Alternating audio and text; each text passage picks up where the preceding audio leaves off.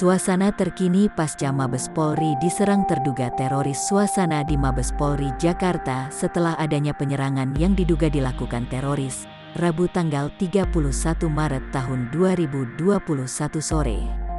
Terlihat pasukan Brimob bersenjata lengkap melakukan penyisiran di sekitar Mabes Polri. Diinfokan ada 2 orang teroris yang melakukan penyerangan dan berhasil dilumpuhkan.